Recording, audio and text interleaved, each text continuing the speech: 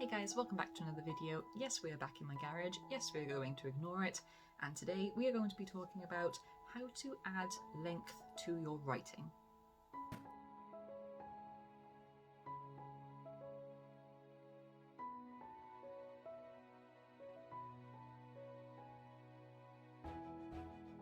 That was a rushed intro, wasn't it? So, Camp Nano has just finished, and now we are going into mass panic mode because actual Nano is coming right around the corner. It is coming way too quickly for my liking, but that is just the cards we've been dealt with, and we just have to deal with them. But when it comes to word counts, or maybe it's just because you want to add some more bulk to your book, maybe you thought that something was going to come out being like, I don't know, Stephen King's It over 1,000 pages long, and then it ends up being like 300. You want to add something a little bit more? How the hell do you do it? Whether you're trying to hit that word count for any Nano event, or you're just trying to bulk out your writing, or you're trying to add a little bit more meat to the story, adding more length can be a way of going about it. However, it needs to be done in the right way. There is no point just adding copious amounts of extra subplots and everything just for the sake of it, and there is no point in trying to throw in new characters and leading on more wild goose chases just because it's not going to further the plot. It's just going to confuse everybody, and it's just really going to frustrate some readers, because then you run the risk of having a story that is too long and drags on and just has no real good solid set of pacing. So how do you do it without rambling? I am not the person who should be talking about this, considering I am non-stop rambling lately. I have managed to collect 5 tips on how to add length to your writing. Number 1, dialogue. I love a good bit of dialogue. Everything just... I love communication between characters. Likewise, I like lack of communication between characters, which could lead to big arguments, which is, again, another type of dialogue. It's just... Why do people turn down dialogue in favour of over-the-top descriptions? And the best part is that it doesn't have to be 100% plot relevant, and by that I mean every single bit of dialogue, everything that happens in your story should do something to further the plot in some way. However, if characters are just having a bit of a quiet moment just to talk and bounce a few ideas off each other, or just take the time to process what the hell just happened, it is still adding to the story and adding to the plot and adding to character development without it being 100% we must only talk about the main issue in the room, rada. It could be characters dancing around the issue, or they're talking about something that happened in the past, hoping that the other character will pick up hints on how it can link to the future, or maybe it's someone trying to avoid the main issue altogether and the other person trying to worm some information out of them. It doesn't have to be 100% about the main plot all the time. Sometimes it can just be 2 characters having a bit of natter and say, hey, so crazy shit just happened, are you okay? That can lead to a whole other conversation rather than it just being, yes, I'm emotionally scarred, let's move on to the next adventure, herda. It's just, life doesn't work that way. You need to talk, you need to have communication, and even if you're having a lack of communication, that is still a way to talk. Just worming it around a little bit more. Either way, it adds to character development, it adds to character bonding, they're forming relationships, they're forming maybe some type of animosity, they're forming some type of group, the found family. I mean, that's just... Yes, yeah, we all know that found family is one of my favourite tropes out there, and it is kind of guilty pleasure. I do not care. Think about a mourning period, think about dealing with trauma, calling somebody out, offering comfort. All of these leads to a variety of different kinds of dialogue that can just not only bulk out the writing and add more word count and add a little bit more oomph to the scene, but it adds emotion, like I said, character development. Just dialogue can be done in so many different ways, and it's a shame that it's not exploited as much as it is. So yes, dialogue is a good way to start. Number 2, description. And I know I literally just said, why do so many people favour over-the-top descriptions over dialogue? But descriptions are just as important, and I mean that. So nobody wants their story to be full of over-the-top, flowery descriptions that, you know, pinpoint every single item in the room and the exact placement of where everything is, and the exact smell, the exact colour, the exact shade, the exact layout of the room, the feng shui. We don't need all of that. What I mean is descriptions that matter.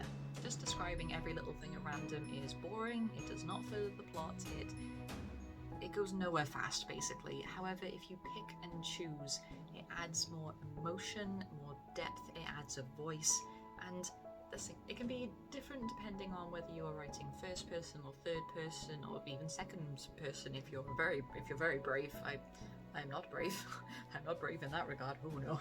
Think about the way a character moves. Like, say you're writing first person and you see that someone has just walked in the room. How do they walk? How are they dressed? And I don't mean, oh, they were wearing jeans and they were wearing a weird grey jacket that doesn't seem to, that looks like static or anything like that. What I mean is they shuffled into the room. Maybe they have a limp, maybe they have a cane, maybe they're wearing something so bright that it blinds your eyes, maybe they're wearing something so dark that they seem to blend in with the shadows. Little descriptions like that add up in the long run. If your characters walked into the room and they say, oh, the settee was placed here and the TV was there and the bookshelf was there with X amount of books on, blah blah blah blah blah, you are going to be there zoning out. That is like Victorian, pre-Victorian levels of description. That's like Wuthering Heights and Jane Eyre levels of description, and I love those books, don't get me wrong, but good lord, they ramble. Once again, pot calling the kettle black over here. They walk into a room and it's instantly like they've been transported back to the 80s and the colours are blinding, and you are instantly going to get a sense of this person likes to live in the past, or maybe they're a little bit eccentric, maybe they're a collector. You can comment on the smell, like maybe a smell of musk just smacks the character in the face, or maybe they feel dizzy from the amount of perfume in the air as another character walks by, or incense burning in the corner, that kind of thing. You don't need to be so exact with it, but you do need to have little things here and there that just bring a room to life, bring a character to life. Let your character know that their senses are there to use. There's also describing tension, like maybe an unease creeping up someone's spine, or maybe a warmth growing in someone's chest. Descriptions are everywhere, and it doesn't need to be so literal. It can be anything, and I love it, and it just adds emotion, because depending on the voice, descriptions can be hilarious or they can be morbid. Or, for example, if your character is just so done with life, maybe they've walked into a room and seen another character and been like, oh good lord, the amount of lipstick on that one, clowns must be jealous, or I'm gonna have to see a doctor about my asthma with the amount of perfume that's in the room. Just little things like that just add so much more personality.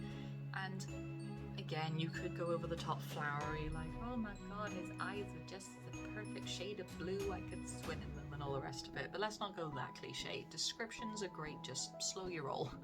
Number 3, foreshadowing. And this one is tricky because it's usually helpful when you've written your entire first draft, or you have an idea of where to sprinkle a few little bits of foreshadowing here and there, but you don't want to go overboard, because then all your readers are just going to predict everything and there's going to be no twists and turns and all that jazz. But what I mean is, say you have your entire first draft written down and you've revealed the secret villain or the secret MacGuffin, or someone's a betrayer all along, or someone was on the good team all along, that kind of thing. You've had all of your surprises out there on the paper. Now you can go back and, once again, editing's my favourite frickin' thing. But you go back during the editing period and just sprinkle little hints here and there. You can maybe even twist those hints slightly so it makes it look like it's aimed at somebody else. You can have red herrings, goose chases. You can insert so much more with foreshadowing, because in your head you've already gotten all the twists and turns on the paper, so now it's free to jigsaw around, a little bit of jiggery pokery. This can lead to more dialogue, more descriptions, more scenes, more mystery, because now you have clues littered around the place, so these twists and turns that you've already revealed don't seem so sudden and chaotic, because then readers can get to the end and be like, that's what that meant, or oh, I remember that now, or oh god, I should have seen that coming.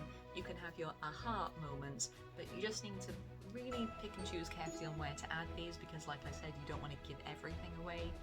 And even though it's great when characters do figure something out, because it means that, you know, your writing has worked, you have set up a good mystery that is capable of being solved, you don't want to go overboard with it. You want people to go, oh, I have a theory on how this might go, so then when it actually happens, they're like, oh yay, I got it right, rather than, oh, well, that was obvious. Just be careful with it, but foreshadowing is a good one. For new characters, and please, for the love of God, do not just add characters for the sake of it, because it just feels cheap. They feel bland. They're not as thought out as the rest of the cast members. They feel very forced, because you force them in there just to have more dialogue and descriptions when they don't really have a purpose in the story. But if you feel like something is missing, maybe a character has been on their own for so long and they could use somebody to bounce back and forth from, or maybe there's just something missing in the mystery and you want a secret organization, you could have a member like try and infiltrate with your main characters group. Just little things like that. They can still have full-on backstory and motives. They just add something extra, but only when they're necessary. Like Philip Pullman, when he was writing The Golden Compass, Lyra was on her own for the most part. He wrote more than half of The Golden Compass before he realised something's not working here. Having Lyra on her own just isn't working, which is why he went back and then added her demon, Pan, and then the whole idea of demons came about, and that still baffles me, considering what a big character Pan was and what a just absolute sweet being he is that just doesn't get much recognition. And I love that little, I'm not going to say what animal he sells as because that's spoilers, but I love him. But it's just that kind of idea. Even like big time authors know something's not right here. Would another character help? And in that instance, it did. And this could be the same for your writing as well. Does your character need someone to bounce off of? Do they need someone to hate? Do they need someone to push them along? Do they need a friend? Do they need an enemy? Do they need someone who is do they need a mentor? Do they need someone who's going to train them? The ideas just, yeah, there's so many. And it's just fun to make new characters. I love making new characters. It's just freaking writing them that's a nightmare, because then they go off and do their own thing. But yeah, sometimes adding a new character can help, but don't use this as a last resort. Please plan this out, otherwise it could just be a disaster and you're writing yourself into more holes. So don't force it. If they need a new character, try it out, see what works. And if not, you can save that character and use them in a different project. It doesn't have to be the be-all end-all. And number 5, we've been here many times before. It is such a cliche in itself, but damn it works. Show, don't tell. I wonder how many people have clicked off the video after I said that. Wonder how many people are still watching the video, to be honest. Say hi if you are. It's a cliche. Everyone always says show, don't tell, without actually going into how to show, not tell. But I promise you, a video on how to show and not tell is coming soon.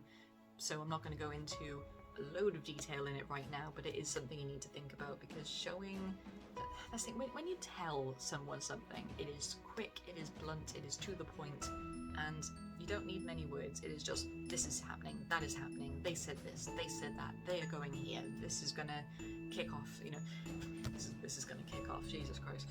But it is very blunt and quick, and it doesn't leave a lot of room for the descriptions, emotions, voice, that kind of thing. Is just very cut and dry, this is what's happening, off you go. Whereas if you show, then you're just building more of an atmosphere, you're giving into the descriptions without going over the top, you are letting characters let their voice come out, and everyone feels everything in a different way. So showing someone that they are angry.